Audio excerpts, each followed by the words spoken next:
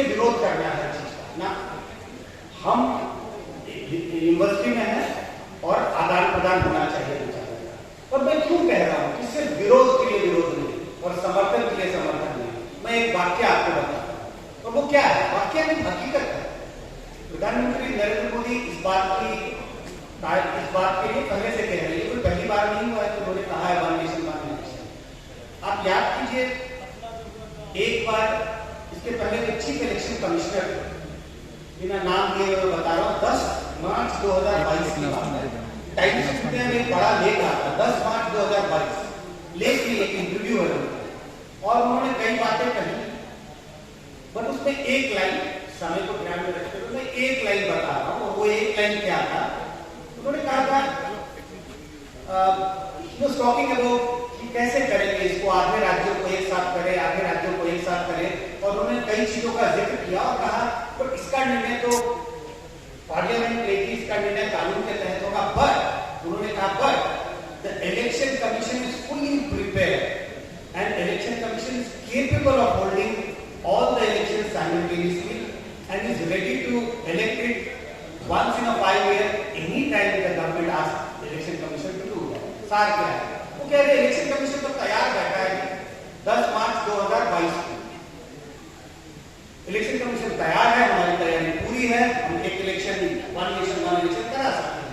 मुझे बड़ी खुशी हुई, इलेक्शन कमीशन का बड़ा नाम है हिंदुस्तान और होना भी चाहिए।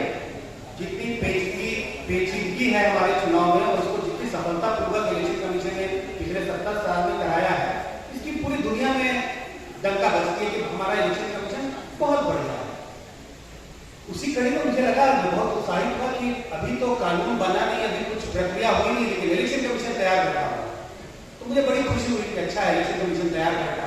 उसके बाद क्या होता है, और मैं कह रहा हूं सिर्फ समर्थन के लिए समर्थन नहीं, उसके बाद क्या होता है, 2 राज्यों के चुनाव होते हैं, हिमाचल और गुजरात के चुनाव की तारीख, हिमाचल में चुनाव होते हैं 12 नवंबर को और गुजरात में चुनाव होते हैं 1 और 5 दिसंबर को। क्या वन नेशन वन इलेक्शन की ओर हम बढ़ रहे हैं? 2022 की बात है, वक्त में 10 मार्च की है और उसके बाद जब नवंबर और दिसंबर, जब 2 राज्यों के चुनाव की बारी आती है तो 2 अलग अलग तारीखों को चुनाव होगा। तो सिर्फ तारीखों को चुनाव नहीं हुआ, मुझे लगता है आपको ये जानना चाहिए कि 2 राज्यों के जो तारीख का ऐलान भी हुआ वो 2 अलग अलग दिन हुए। हिमाचल के चुनाव की घोषणा 14 अक्टूबर को की गई और गुजरात के चुनाव की घोषणा जो है वो 3 नवंबर को की गई। मुझे कुछ कारण नहीं समझ में आया, कितना भी आप रिसर्च कर ले, इसकी वजह क्या नहीं होगी। आप 2 राज्यों के चुनाव की घोषणा एक दिन कर भी नहीं पाए। राज्यों के चुनाव तो अलग अलग हुए, 2 राज्यों के चुनाव की घोषणा हुई नहीं एक दिन, और फिर इलेक्शन कमीशन कह रहे हैं कि हम तो तैयार रह गए 10 मार्च 2022 को। इसीलिए मैं कह रहा हूं कि इस पर विमर्श की जरूरत है और उस नजरिए से ये बहुत अच्छी पहल है यूनिवर्सिटी की। विमर्श होना चाहिए, हमें दोनों पहलुओं को देखना चाहिए, समझना चाहिए, क्योंकि इतना बड़ा परिवर्तन हम करने की सोच रहे हैं तो थोड़ी सावधानी।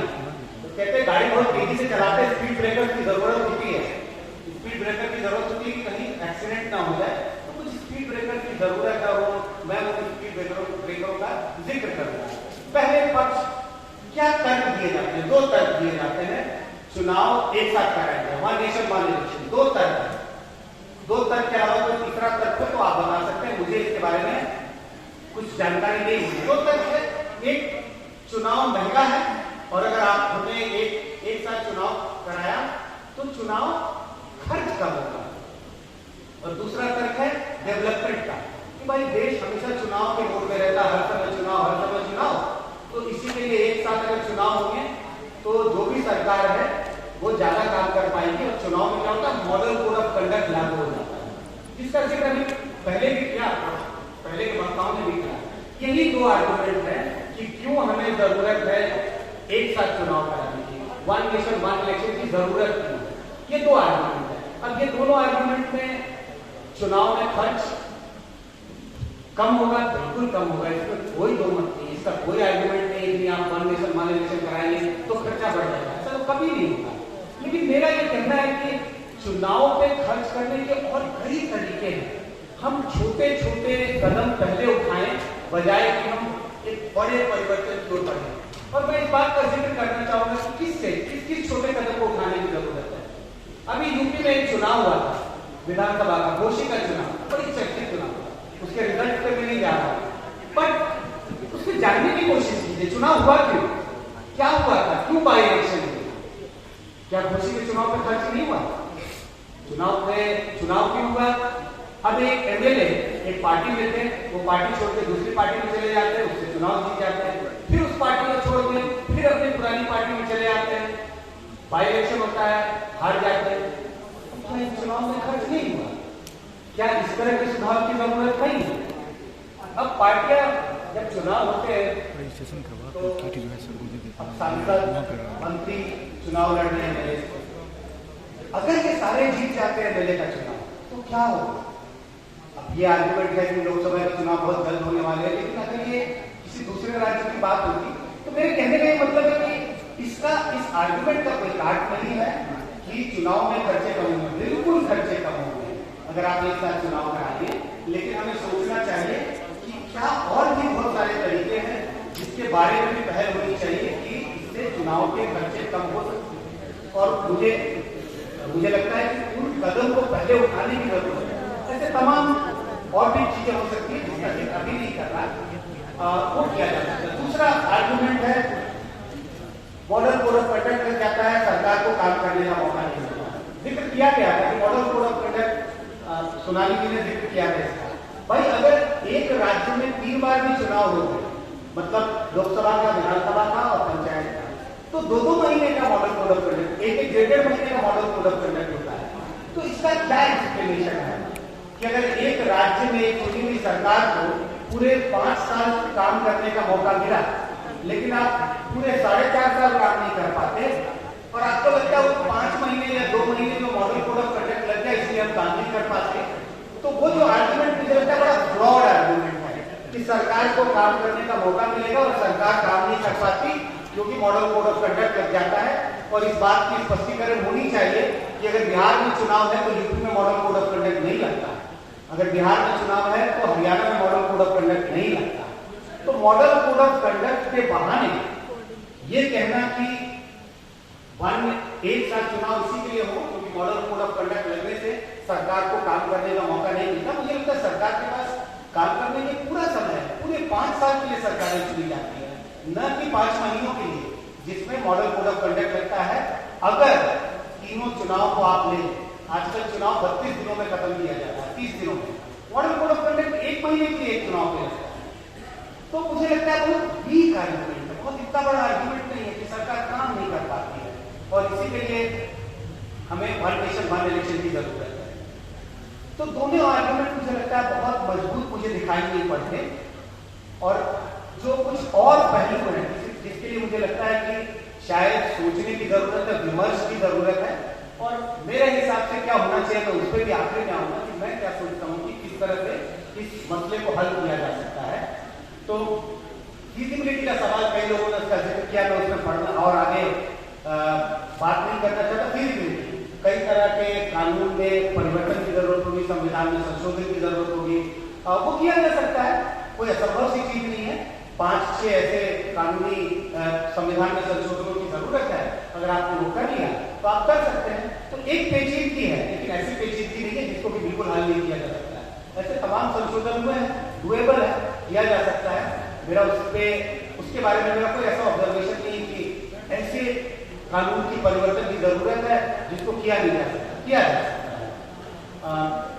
कॉस्ट फैक्टर का मैंने आपको जिक्र किया। बार बार हमने देखा है कि इस बात का भी जिक्र पहले आया कि अगर आपके यहाँ कोई बड़ा इवेंट होता है और छोटा इवेंट उसके साथ आप कराएं तो हमेशा बड़ा इवेंट जो है वो छोटे इवेंट को ढक देता है। अगर लोकसभा और विधानसभा के चुनाव जब साथ होंगे तो इससे विधानसभा के चुनाव के जो मुद्दे हैं वो सब दब के रह जाते हैं और उसी से कनेक्टेड है बात रीजनल पार्टी का। और जिस किताब का मैंने जिक्र किया वो उसमें पूरे आंकड़ों का विश्लेषण मैंने किया है। ज्यादातर मैं कोशिश करता हूं कि आंकड़े होते क्या है, आंकड़े प्रमाण लेके आता हूं और वो प्रमाण कोई सर्वे के प्रमाण नहीं जिसको आप कह सकते हैं कि अच्छा आपका सर्वे झूठा है या सच्चा है। वो बिल्कुल पिछले जितने 50, 60, 70 साल में जितने चुनाव हुए, जितने चुनाव साइमल्टेनियस हुए, जितनी बार भी ऐसा मौका आया जब विधानसभा के चुनाव लोकसभा के साथ हो रहे थे, उनको उस समय पार्टियों को कितना वोट मिला और जब चुनाव अलग अलग होते हैं तो पार्टियों को कैसे वोट मिलता है, और उसके बारे में मैं सिर्फ जिक्र करना चाहूंगा। नेशनल पार्टी और बड़ी रीजनल पार्टी पे ज्यादा प्रभाव नहीं पड़ता। ऐसा नहीं कि रीजनल पार्टियों पे प्रभाव पड़ेगा। प्रभाव पड़ने का मतलब लोग एक ही जैसा वोट देते हैं। विधानसभा और अगर लोकसभा के चुनाव करा रहे हैं आप अलग कराएं या साथ साथ कराएं। रीजनल पार्टी अगर स्ट्रॉन्ग है आप अलग भी कराएंगे तो लोग उसको वोट देते हैं, साथ भी कराएंगे तो भी उनके वोट पर कोई फर्क नहीं पड़ता है। 1 से 3% वोट के डिफरेंस में लगभग 70 से 72% पार्टियां उस दायरे में रहती हैं। फर्क किसको पड़ेगा? फर्क पड़ेगा छोटी पार्टियों को। अगर बिहार के संदर्भ में देखूं तो मैं कहूंगा कांग्रेस, बीजेपी, आरजेडी और जेडीयू, इन पार्टियों को फर्क नहीं पड़ेगा। ये एस्टैब्लिश्ड पार्टियां हैं। आज कांग्रेस का ग्राफ नीचे है लेकिन एस्टैब्लिश्ड पार्टियां हैं।